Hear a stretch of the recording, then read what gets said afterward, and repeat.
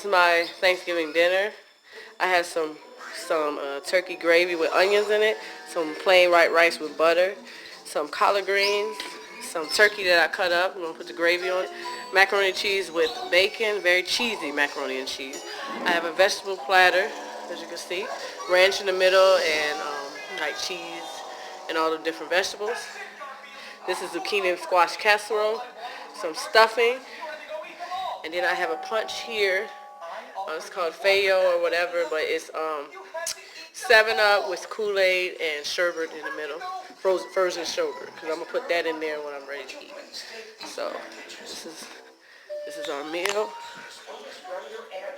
It's our meal right here that we're going to be eating.